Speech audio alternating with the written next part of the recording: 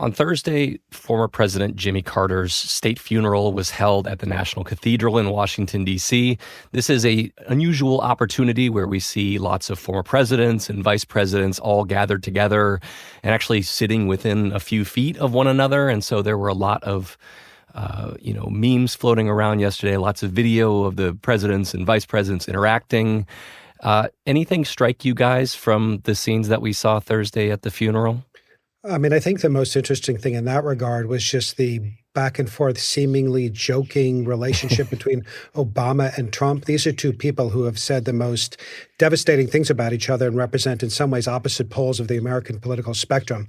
But they seem to be having a very casual and almost friendly relationship. They made each other laugh. And I think that was an image that really struck a lot of people. Some of those interactions among the former presidents were so fascinating. And, the very idea that former Vice President Mike Pence was sitting behind President-elect Trump after President-elect Trump endangered his life on January 6th. Yeah, and Vice President Pence did shake Trump's hand, but his wife, Karen Pence, did not stand up and did not shake Trump's hand, which I think was a pretty poignant moment.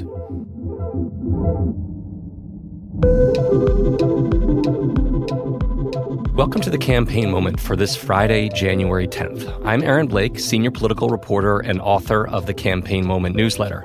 Today, I'm joined by Naftali Ben-David, a White House editor at The Post who is soon taking on a new role as our senior national political correspondent. Hey, Naftali. Hey, thanks for having me. We're also joined today by national political reporter Maeve Reston. Hey, Maeve. Hey, how's it going? So we've got a lot to dig into today, including, as mentioned, former President Jimmy Carter being honored at a state funeral on Thursday. He's also being laid to rest on Friday in Plains, Georgia.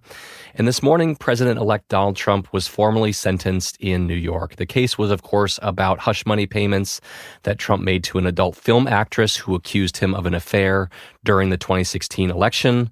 We just heard that Trump will be sentenced to something known as unconditional discharge, which we'll get into in a little bit here. In other news related to Trump's legal investigations, a federal court declined to block the release of special counsel Jack Smith's reports on Trump's election interference and classified documents cases. That leaves the possibility open that we could see those reports in the near future. We're also going to be talking about the political fallout from the horrific wildfires in Los Angeles. There's been a lot of blame and misinformation going around, so we're going to talk about that and some of the actual facts on the ground there. We're also going to look ahead to the high-profile Senate confirmation hearings of Trump's pick for Defense Secretary Pete Hegseth and others, which are scheduled to kick off next week. That's a lot. Are you guys ready to get started? Yes. Can't wait. Okay, let's dig in. So we are taping this conversation a little after 10:30 a.m. on Friday. And just a few minutes ago, New York Judge Juan Merchan sentenced Trump to unconditional discharge in the New York hush money case. The judge said that he must, quote, respect and follow the protections of the office of the president, but that those powers do not have the ability to erase a jury verdict. Trump won't serve jail time or receive any probation, which we've known for a few days now. But this is pretty historic because Trump is now the first former president or president-elect in U.S. history to officially be a convicted felon. Naftali, you were watching the sentencing. It feels like this case has been drawn out for so long, and I imagine some people are wondering why it's even noteworthy anymore. How are you thinking about the sentencing that we just saw? Well, I do think there's a way in which it's symbolic or at least technical in the sense that a jury had already found Donald Trump guilty of 34 felony counts, and we knew that the judge was not really going to impose a sentence that involved jail time or probation or anything like that. That said, I think it's a very important symbol, not only because it, in a sense, concludes the felony proceedings and puts sort of a final stamp on his status as a convicted felon and the first one to occupy the White House, of course, but simply the spectacle today of somebody who is about to become the most powerful person in the world, who has already served as the most powerful person in the world, and having to, I think he did it remotely, but nonetheless, he had to sit there and listen as prosecutors excoriated his behavior. He had to listen as a judge was highly critical of his crimes and what he had done. And that was really a moment that seemed to me sort of distinctive in terms of the American political system. Yeah, it's really interesting because I think a lot of the narrative around this is that the cases against Trump didn't really amount to much. We saw 3 of the other indictments basically go away with Trump's election as president. This case, we saw a conviction, but it's not going to result in really any punishment. That's what an unconditional discharge is. But on the other hand, this is somebody who is about to be taking office as president. This is somebody who tried to halt these proceedings and try and get this case thrown out, try and get the sentencing, not to take place. The Supreme Court on Thursday night declined to go along with that. And so the system at least did register something in this case, right? Yeah, and the irony is that this was the case that a lot of people thought was the weakest. Many people who are critics of Donald Trump or political adversaries wished Alvin Bragg, the DA in Manhattan, hadn't brought this case because it was supposed to be resting on the flimsiest sort of chain of evidence and the flimsiest legal theory. And in fact, it's the last one standing. The other cases that involve election interference, that involve the alleged mishandling of classified documents, they've all been halted, suspended, dismissed, whatever it is. And this is the one case in which the American justice system was able to register an actual verdict of some kind against Donald Trump. Yeah, and it feels like, the way that President-elect Trump has responded to all of this is in the same way that he always has. He was portraying himself this morning as a victim, talking about how this was a witch hunt. All of the people who support him are fully behind that narrative. But it does leave a mark and a stain on his legacy. Obviously, not one that was a big enough hurdle for a lot of voters to get past.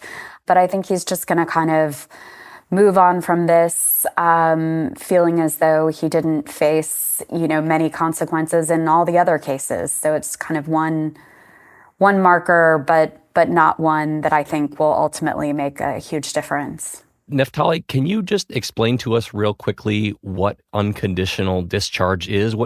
That's a very kind of bizarre term, but what does it actually boil down to? Right. And I think it's like so much about this, something that doesn't come up too often. But what it boils down to is reaffirming that this was a case that was appropriately determined. The defendant was found guilty, but for whatever series of circumstances, and in this case, the circumstances that the defendant just got elected president of the United States, there is not going to be an actual penalty imposed, whether it's financial, whether it's prison time, whatever it is. But it's something that from the perspective of the legal system, and maybe the political one as well, is kind of an important finding.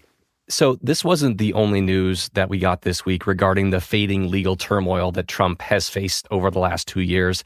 There's also been some wrangling over if and when we will get special counsel Jack Smith's report about his 2 investigations into the classified documents case and also the January 6th probe. The former case had been dismissed and the latter is effectively going away now that Trump has been elected president. But special counsels are tasked with writing these reports. We saw it back in the Trump presidency when we got the Mueller report. Neftali, can you catch us up on the legal wrangling here over if and when we will get these reports and what the Justice Department has said about this? For those who might not remember exactly what those cases were, we're talking about one case that involves President Trump's alleged interference or attempt to overturn the results of the 2020 election, particularly on the events of January 6th, 2021. And we're also talking about his alleged mishandling of classified documents. And that involves his having taken a bunch of classified documents from the White House to his home in Mar-a-Lago when he left office the first time, and then declining to return them when asked.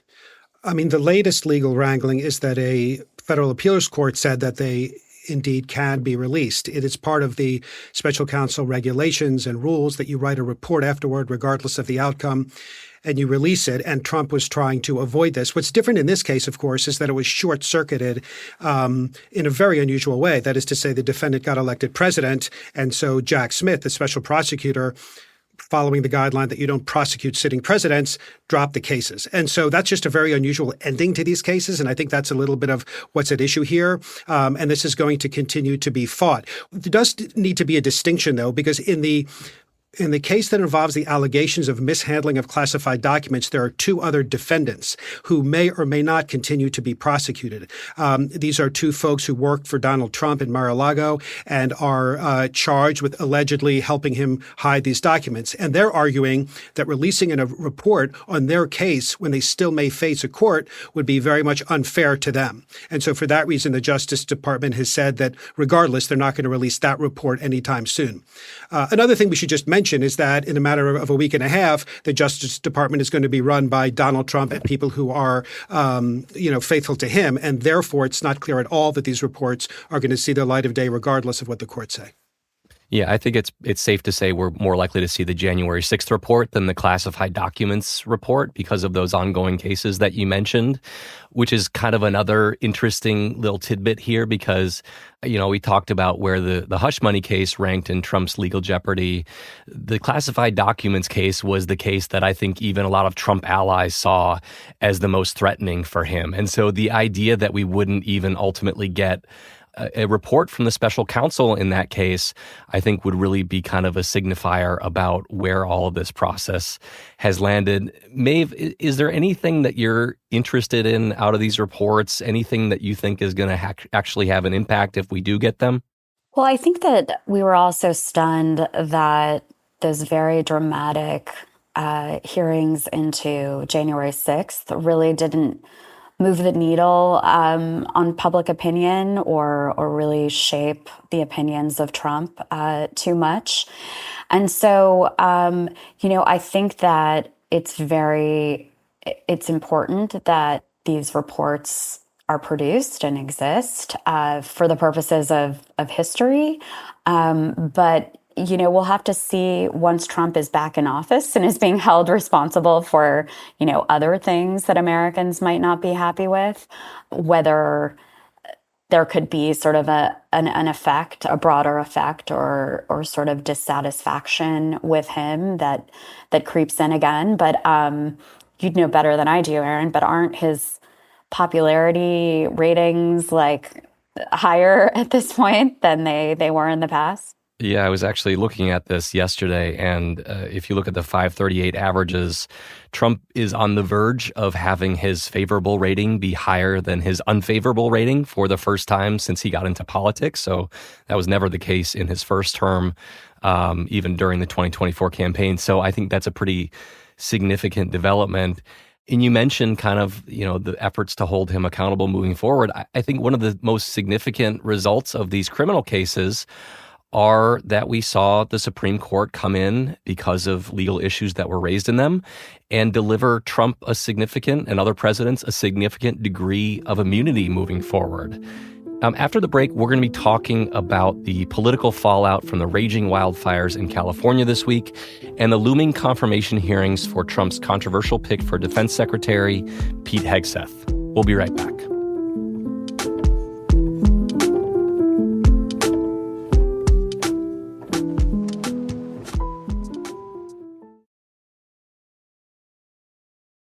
I want to move now to the other side of the country. We are continuing to see horrific destruction from raging wildfires in California and the Los Angeles area. Tens of thousands of people have evacuated from their homes in Los Angeles and the neighboring towns and cities. The conditions are dire. Maeve, you've been out there covering the fires. Can you first tell us what it's been like to be out there, what you're seeing on the ground? Can you kind of just set the scene for us for, people who aren't on the ground there?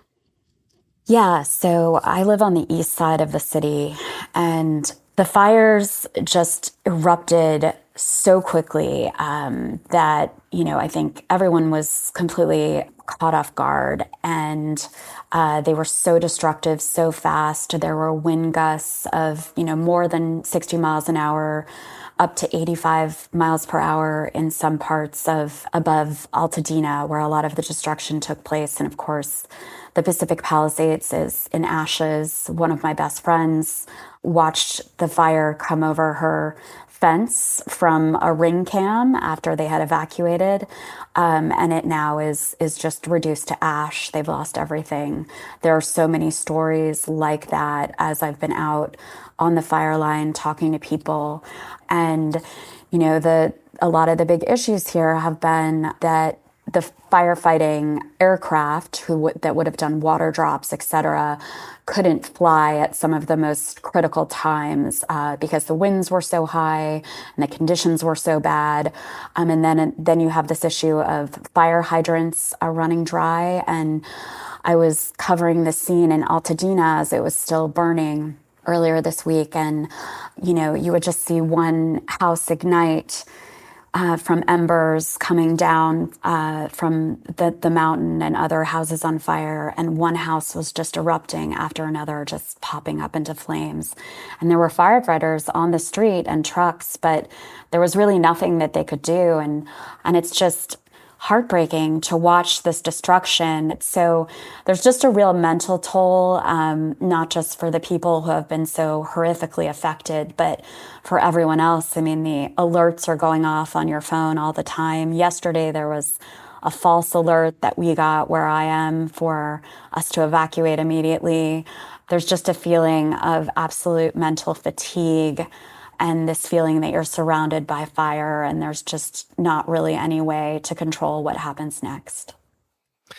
So even though the fires are still burning and it feels kind of difficult to talk about politics, we have seen this injected with politics in recent days. We've seen President-elect Donald Trump already starting to pin the catastrophe on Democrats. He's been on social media talking about Governor Gavin Newsom's water management decisions.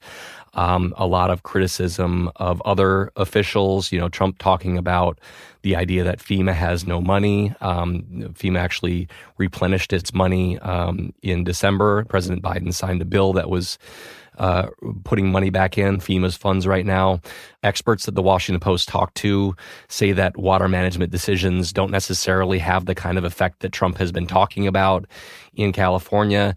I just wonder, Maeve, are people talking about accountability on the ground right now? And what are you hearing on that front? They are. There is also, fury here about the situation that we're in. And even though a lot of people understand that there was really no way to fight that fire in the Palisades when the winds were moving that fast, and you couldn't get airdropping helicopters up high, the fact that there were fire hydrants that weren't working is really problematic, and people want answers about that. And so we have seen Governor Newsom, really defending himself and putting out lots of press releases about how another 900 firefighters are coming in. And both he and Mayor Karen Bass are talking about all of the resources that are coming in from other states and the fact that Biden has promised all this additional aircraft and resources and that the federal government will cover a lot of the cost of the recovery.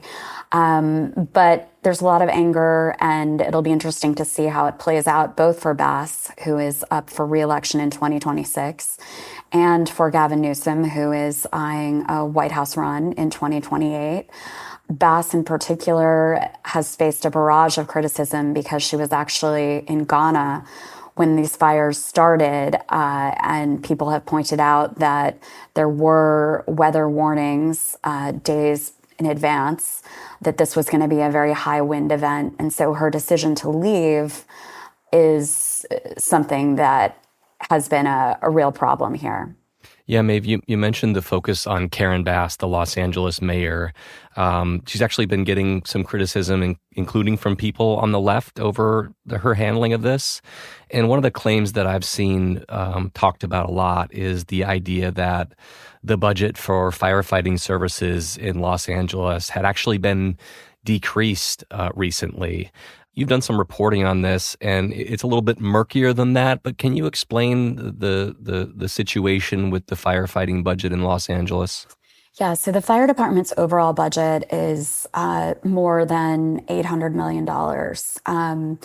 But we do see in the budget documents that I was going through yesterday that there was a $17.6 million reduction for the fire department in the fiscal year 24, 25, that budget. But Karen Bass has been really pushing back against that narrative, saying that the reductions would not have affected the response to the Palisades and the Eaton fires in any way. She said basically that there was money that was to be allocated, to be distributed later on. Those are her exact words, which was actually going to support salaries in other parts of the fire department. And she said that it was important to understand that when the cuts were proposed, that LA was in, quote, tough budgetary times. So I think a lot of us are trying to get to the bottom of that. As someone who covered LA City Hall for a long time, I can tell you that, they do weird budget tricks sometimes where they take money out of the budget initially, but they find another way to restore it later on. And so we're trying to sort through all of that. So we're all sorting through the fact checks right now. I think it's worth noting that being a politician invites this kind of scrutiny, especially at such tragic and important times. But Naftali, I think it's safe to say that Trump isn't just politicizing these things, but also politicizing them with misinformation. And that's also become pretty normal for him over the years. We've seen, of course, recently him lodging a bunch of false claims about Hurricane Helene and FEMA's response to it. Just earlier this month, we saw him falsely linking the attack in New Orleans on Bourbon Street to the border, even though the suspect is an American from Texas. Are you as struck as I am by this? It seems to be different to launch into this kind of thing at a very sensitive time, which is certainly what Trump has done in California. Well, I do think it's striking, and I think we do remember how after Hurricane Helene, there was a lot of allegation that turned out to be false, that the Democrats and FEMA were favoring Democratic areas and abandoning Republican areas. And I think it was pretty damaging, and it was pretty thoroughly debunked. But you're right that does seem to be Trump's instinct. It's probably important to say that politics has never really been absent from natural disasters. I mean, it's a classic thing that whether it's Chicago mayors who are absent during a snowstorm or Hurricane Katrina and the problems that George W. Bush had after that. Politics does tend to get entangled in natural disasters. That said, Trump has a way of seemingly shooting from the hip fairly quickly when these things are still unfolding, when there's no evidence necessarily of wrongdoing. And when other politicians, I think we can just say, would have spoken more generally about the need for compassion and pulling together as Americans. So yeah, it's one more way in which he's taken some of our political traditions and really bent them in accordance with his own style. Just one example of that, Aaron, is that because, as we know, I mean, that's Trump's whole technique is just trafficking in conspiracy theories and whatever's popping up, in the right-wing MAGA sphere. He came up with a complete fiction on Truth Social the other day that Governor Newsom had refused to sign something called a quote, water restoration declaration, is what Trump called it. And, Newsom's folks said that no such document actually exists. And, that it was completely wrong. And a lot of experts also fact check those claims, particularly noting that Trump's allegation that there's not enough water here is false. All the experts have said that there's ample water supplies here. The reservoirs are full.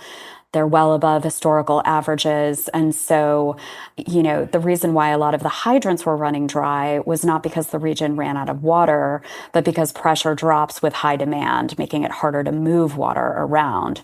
And so Trump sort of throws these things out there, and then everyone has to unravel them. But he achieves his goal of, ginning up anger against his political opponents. And Gavin Newsom is always one of his chief targets.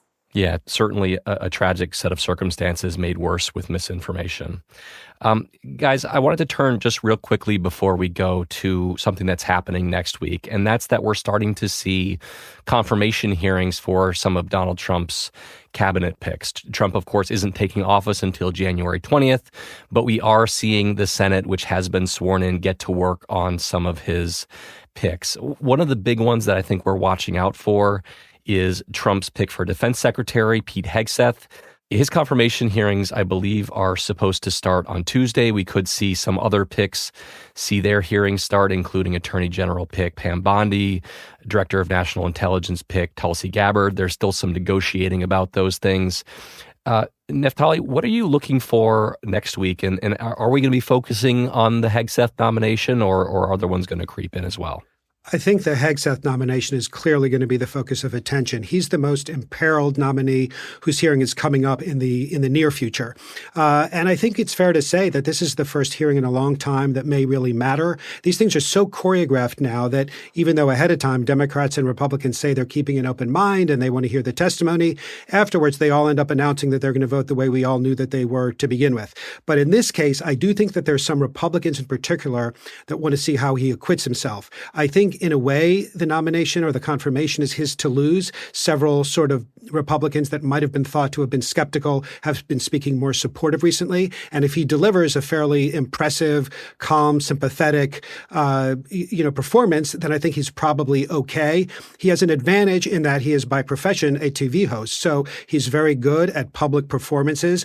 That said, this is a different kind of environment. And it's one thing to be in front of the Senate where you have to be deferential and sympathetic and perhaps admit that you haven't always been perfect. That may be different from the demeanor of a Fox News host who is sort of unleashed and often ideological and often more aggressive.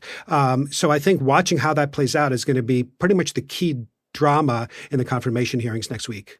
Yeah, and Hegseth, of course, has been accused of sexual assault in the past. There are other skeletons in his closet, including affairs.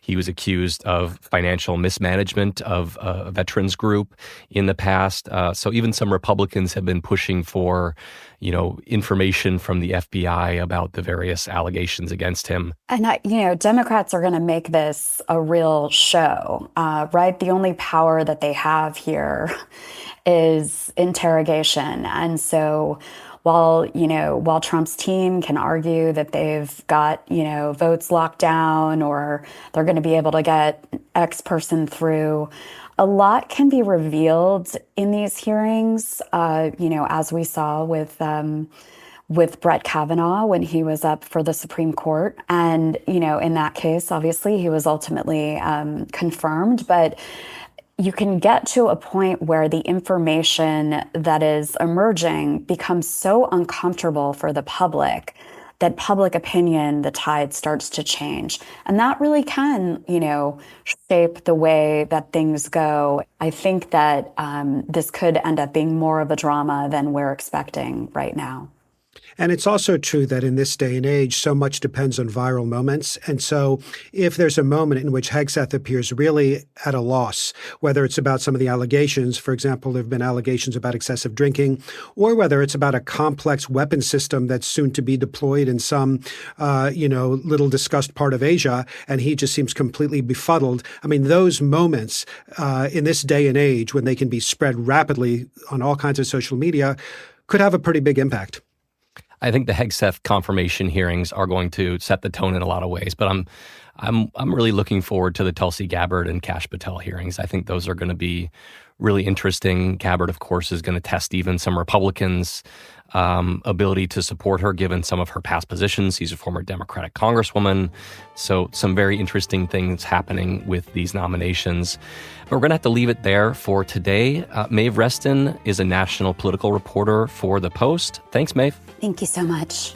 And Naftali Ben-David is a White House editor and incoming senior national political correspondent for The Post. Thanks, Naftali. Thank you for having me. If you're tuning in via Post Reports, we will keep bringing you these conversations until Inauguration Day, usually on Fridays. And you can also listen via the Campaign Moment show feed itself. Today's episode was produced by Sabby Robinson and mixed by Rennie Svirnovsky. It was edited by Lucy Perkins and Rachel Van Dongen. Our team also includes Maggie Penman, Rena Flores, Monica Campbell, Ted Muldoon, Alana Gordon, Ariel Plotnick, Bishop Sand, Emma Talkoff, Sean Carter, Peter Bresnan, Laura Benshoff, Allison Michaels, Renita Jablonski, Martine Powers, and Elaha Izadi. I'm Aaron Blake. See you next time.